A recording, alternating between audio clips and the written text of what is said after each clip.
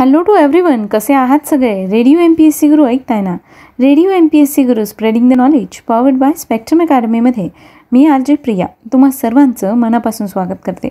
विद्यार्थी मित्रांनो, दिवसाची सुरुवात एक सकारात्मक विचार ऐकून करूया. ऐकूया आजचं विचारधन हे सत्र.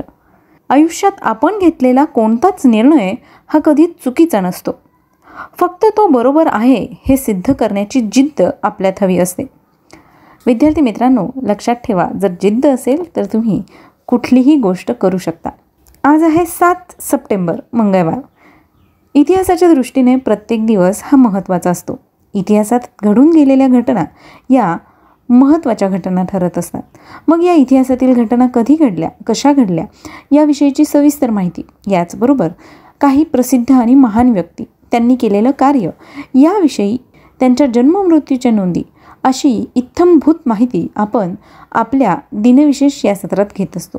चला तर मग जाणून घेऊया आजच्या दिवसाचं विशेष, म्हणजेच आजचं दिनविशेष हे सत्र.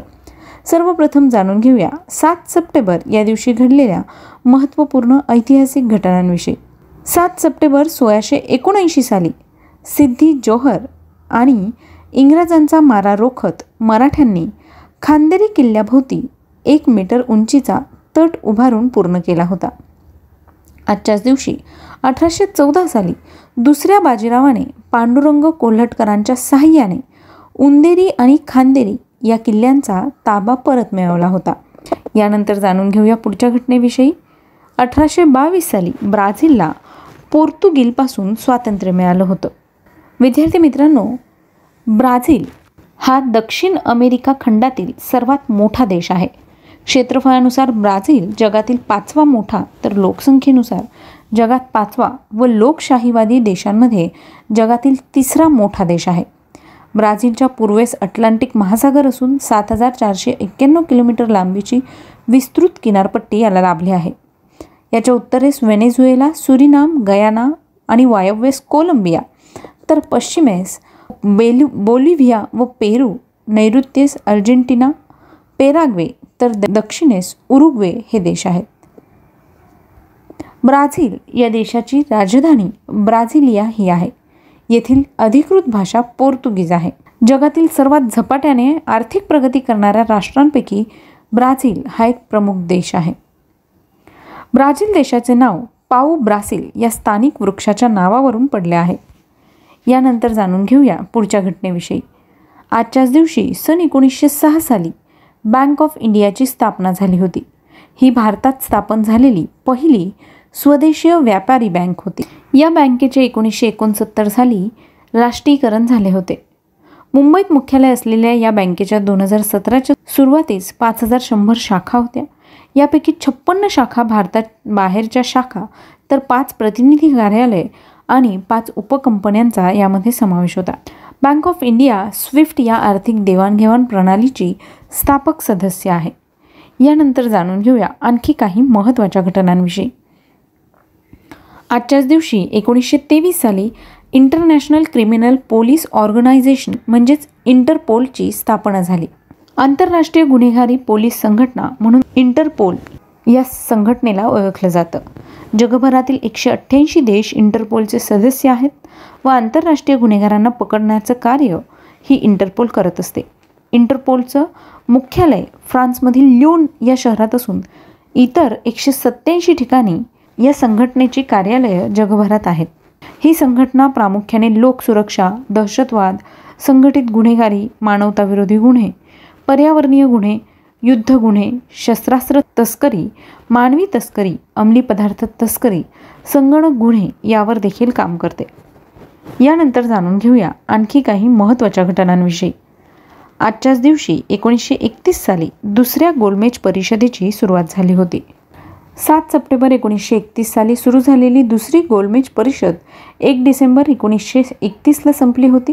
या परिषदेत संघराज्याची रचना व अल्पसंख्याकांच्या प्रतिनिधित्वाच्या प्रश्नावर विचार करण्याकरिता 2 स्वतंत्र समित्या स्थापन केल्या गेल्या होत्या. डॉक्टर आंबेडकर यांनी अस्पृश्यांकरिता स्वतंत्र मतदारसंघाची मागणी या परिषदेत केली होती.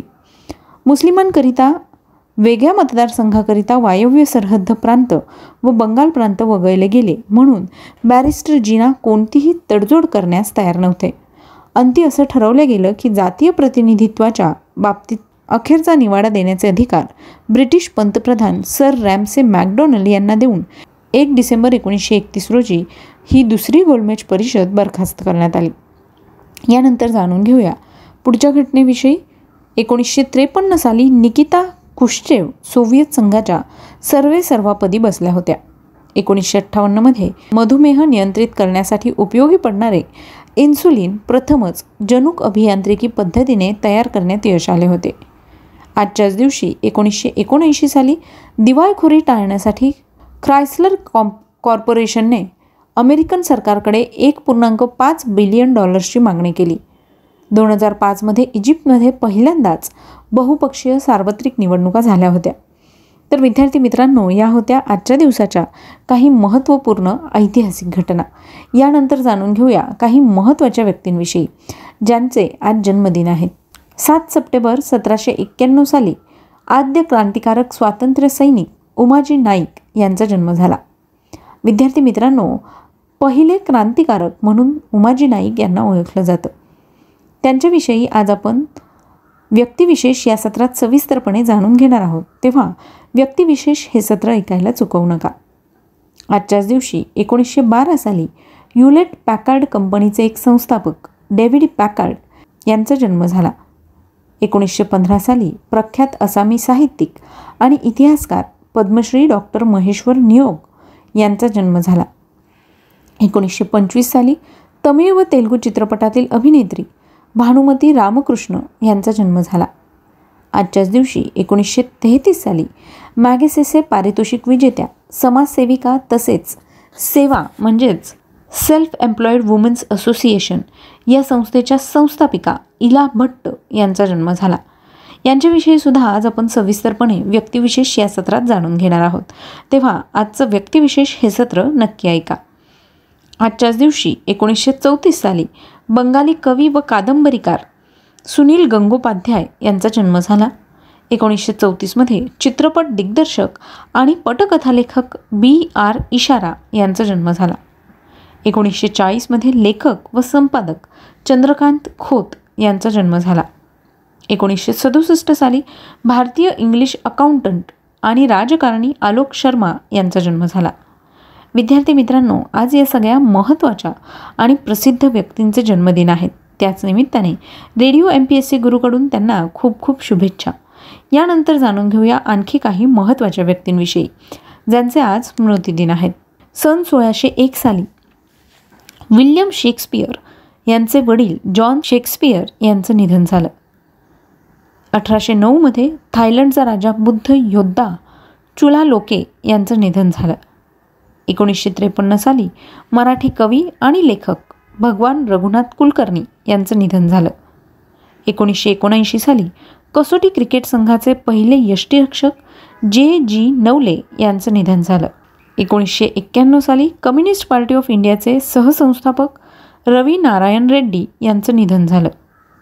1994 साली इंग्लिश दिग्दर्शक आणि पटकथाकार टेरेन्स यंग यांचं निधन झालं. आजच्याच दिवशी 1997 साली हिंदी चित्रपट निर्माते व दिग्दर्शक मुकुल आनंद यांचं निधन झालं.